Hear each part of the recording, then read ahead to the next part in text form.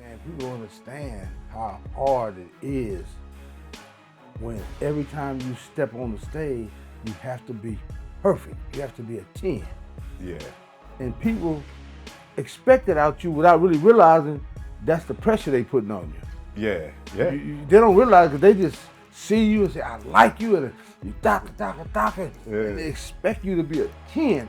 You can't have a bad day. You can't have a stomach. Yeah. You can't have, I've been up all night because I couldn't sleep for whatever reason, or Nothing. I had an argument with my girlfriend or boyfriend or whatever it is. You know what I mean? Yeah. Or my puppy died. Or, Yeah. You can't have them days. When you get up here on this platform, you have to be a dime. Now there's some people in the culture. I was talking to Malik. We got 600 and Cowboy doing a boxing fight. Yeah, and I trained both of them a little bit. You know? That's what I wanted to get at. So now you train both of them. Now, Yeah. you know, give us, I don't want you to pick sides, but give us a little bit of both on just from your analyzation of fighting and what you can say about each fighter. Well, what I can say is I like both of them hard. I like both of them tenacity to train and even dare to get in, especially Cowboy. He's not really a boxer, but he's a good street fighter. Mm-hmm. So he has the heart, Mm-hmm. you know, and he just had to sharpen the skill. In the 600, he's had some actual boxing competition. Yeah, exactly. You know, and he's way bigger. Yeah. You know, he's way big, he buff, yoked, big, you know, so my whole thing is that I just pray that neither one of them get no type of permanent damage out of the fight, you know. And I'm just waiting on when I talked to Cowboy. In fact, after I saw you last week, I talked to him and Malik on the phone. He said, yeah, coach. And like I say, a fighter can say what they want to say. That don't mean nothing to me. Yeah. But what you do is what I tune into. Yeah. The thought, that go in this ear and out that ear. Yeah. Anybody can talk. Yeah. Just like I say, they be in the audience, man, don't you do this, do that. They got a beer. You in there fight for your life. They telling you what to do. We're sitting there with a beer, a cocktail, sitting back with a suit on. I don't hear that. I don't even listen to that. It don't mean nothing to me. It has no it has no relevance to zero to me. Move your head, slip the jab. You know, yeah, it's easy when you sit there with your girlfriend sitting there. You just had a good steak dinner, and you got a cocktail in your hand with your feet up. Ain't nobody chasing you around the ring trying to knock you unconscious. So that's easy for you to see everything. You see everything. You know, you even see that your shoes tape coming off your legs. You know, yeah, you got time to do that. Ain't nobody swinging at you. You know. So now, you know you train a lot of, we know you probably trained a lot of people over the years, right? Yeah. Now, if you could take some of the non-fighters, let's say some of the celebrities, some rappers, who would the audience be, like, who can you say is, man, this dude can fight? That people wouldn't necessarily think. Well, you know, I saw 50 Cent on some pads one day, and I didn't know that he was training like in boxing.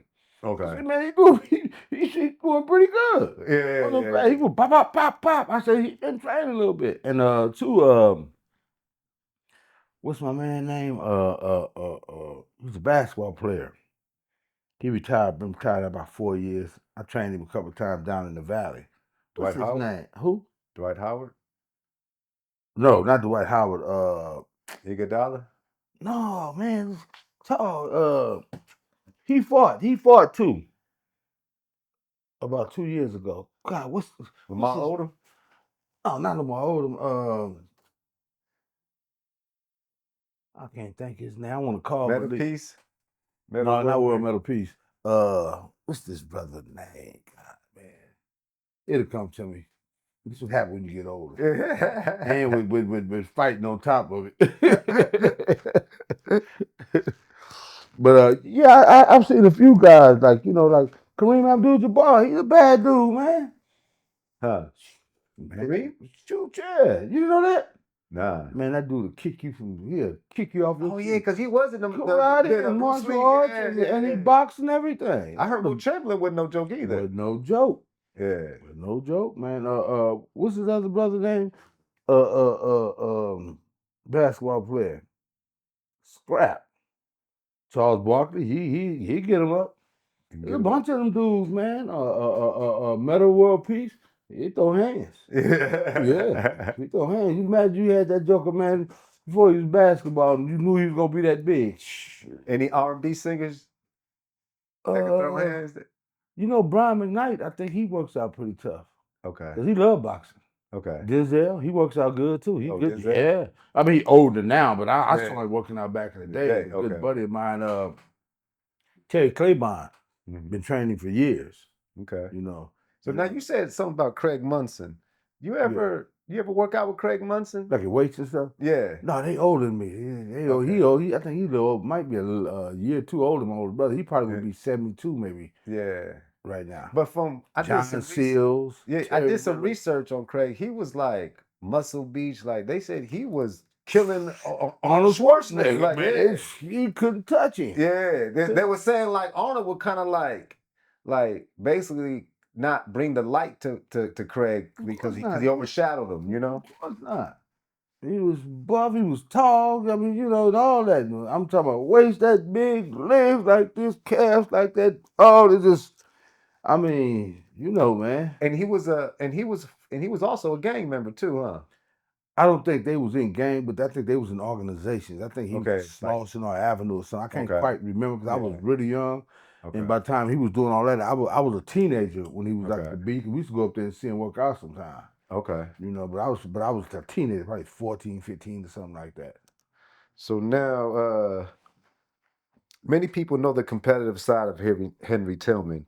What do you wish the public understood about the inner battles you fought off camera? Well, I like to use my different situations to help guide the youth out of that dark place.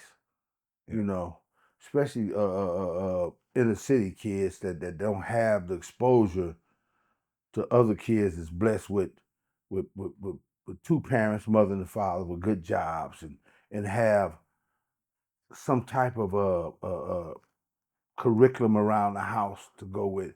And see, that's what saved my oldest brother and I.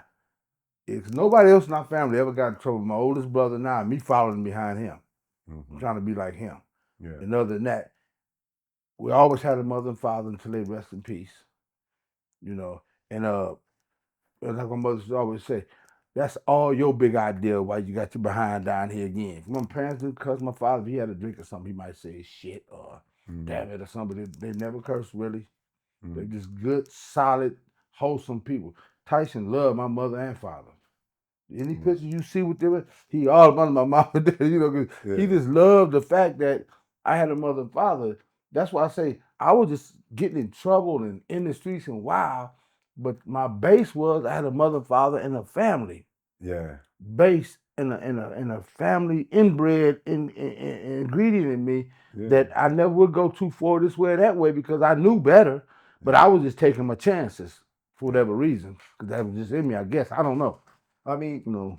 I got a daughter in gymnastics, so she's small, she's 7, but we're like looking into Olympics. So I know to be in the Olympics, you gotta have support and structure. Yes. You know what I'm saying? Like it ain't no way no individual get to the Olympics without a team of support.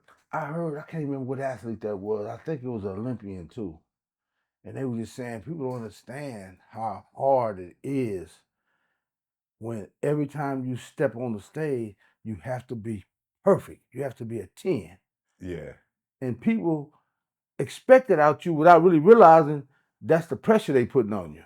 Yeah. Yeah. They don't realize because they just see you and say, I like you, and you taka, and they expect you to be a 10.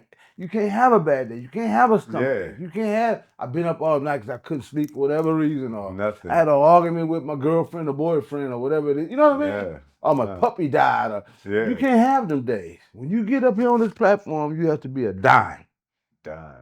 Or you tripping. Yeah. And that's a lot of pressure. Oh, just think about a 13-year-old kid doing gymnastics. And the parents do it too. Oh yeah. You know, don't realize it, but they call themselves pushing and supporting. Yeah, but you pressuring your You kids. putting I caught pressure on myself those doing it. kids. Not, Me and my Yeah. wife, we actually, because my daughter only 8 years old, That's what I'm but saying.